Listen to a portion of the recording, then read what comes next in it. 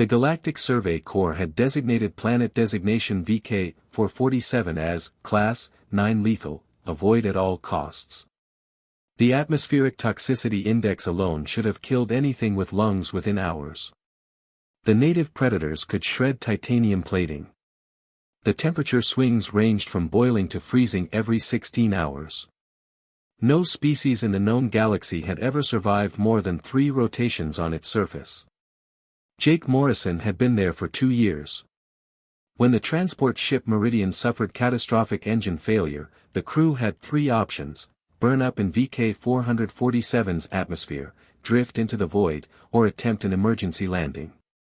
Captain Oren, a Valkyrie with 8 eyes and 0 sense of humor, chose the landing. They made it down. Barely. The ship didn't make it back up. Of the 47 crew members, only Jake survived the first week. He wasn't special. He wasn't a super soldier or a genius engineer. Jake had been a maintenance technician from Colorado, good with his hands and better with improvisation. What he had that the others didn't was stubbornness that bordered on insanity and a refusal to accept that a planet could beat him. The first month was hell. The atmosphere burned his lungs until he jury-rigged a filtration system from the ship's life support. The native creatures, 8-legged nightmares the size of bears with crystalline fangs, attacked constantly until he figured out they hated the high-frequency sound from the ship's emergency beacon. The temperature swings nearly killed him until he dug into the hillside and insulated his shelter with the ship's hull plating. Month 2, he planted seeds. The Galactic Survey Corps would have declared it impossible. The soil was acidic enough to dissolve bone. But Jake had grown up helping his grandfather on a farm in Durango. He knew soil could be amended. He spent 3 weeks processing the alien equivalent of compost, mixing in crushed minerals, and testing pH levels with salvaged equipment. When the first tomato plants sprouted, he actually cried. By month 6, he had a garden. Potatoes, beans, carrots, anything hardy enough to withstand the brutal conditions. He built irrigation channels using melted ship components and diverted water from an underground spring he discovered. The food tasted like victory. Month 9, he built the forge. Jake found iron ore deposits in the mountains, rich veins of it, better quality than anything Earth had produced in centuries. Using the ship's remaining power cells and some creative engineering involving plasma torches and heat-resistant alloys, he constructed a forge that would have made his metallurgist father proud. He needed tools. He needed weapons. He needed to stop relying on salvage and start building. The hammer was first. Then tongs.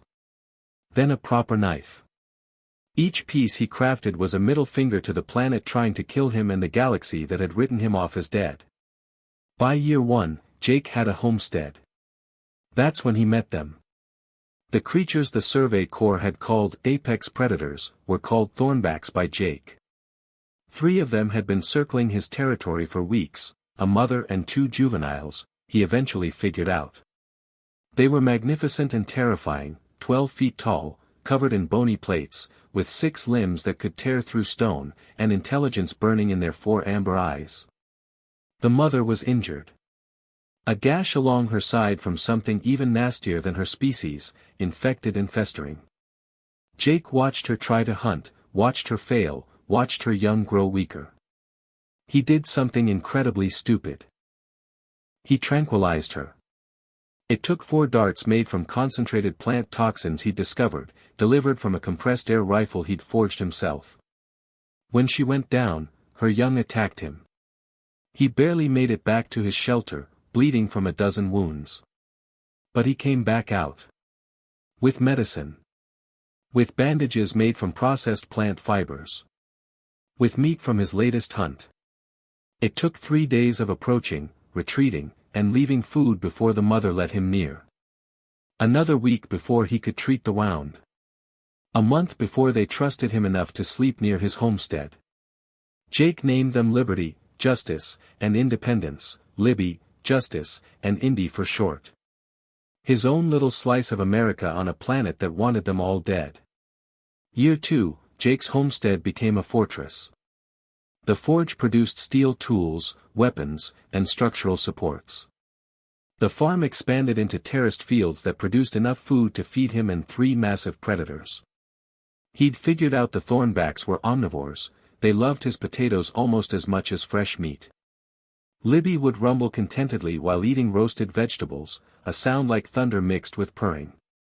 The 3 thornbacks became his security system, his hunting partners, and his family.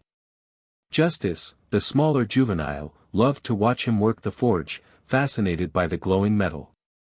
Indy, the larger one, appointed himself Jake's personal bodyguard, following him everywhere with fierce protectiveness. When the Galactic Survey drone finally passed over VK-447 in Year 2, its sensors detected impossible readings. Cultivated plant life. Manufactured structures. Heat signatures indicating controlled fire. And 3 apex predators living peacefully alongside a single human life sign. The transmission Jake sent back was simple: Jake Morrison, formerly of the Transport Meridian, reporting in. I'm doing fine. Planet's not that bad once you figure it out. Send whiskey if you're coming to visit. And maybe some coffee. I really miss coffee. The Galactic Survey Corps reclassified VK-447. Not as habitable, that would be an exaggeration. But the new designation read, Class-9 lethal, unless you're human. Then apparently it's farmland. When the rescue ship arrived 6 months later, they found Jake sitting on his porch, an actual porch, with rocking chairs he'd built himself, with a thornback's massive head resting in his lap while he scratched behind her bone plates. His garden was flourishing. His forge was smoking. He was drinking something fermented from local plants that he proudly called, probably not poisonous beer. The rescue captain, a Thalaxian named Commander Wells, stared at the scene in disbelief. You survived Class-9 lethal. For 2 years. Alone. Jake looked up, squinting against the sun, Justice and Indy flanking him like furry, terrifying honor guards. Wasn't alone, he said, scratching Libby's chin. She rumbled happily. Had family. Will you come home? Wells asked. Jake looked around at his homestead, at the mountains he'd mapped and mined, at the fields he'd planted, at the 3 creatures who'd become his world. He thought about Earth, about Colorado, about everything he'd left behind.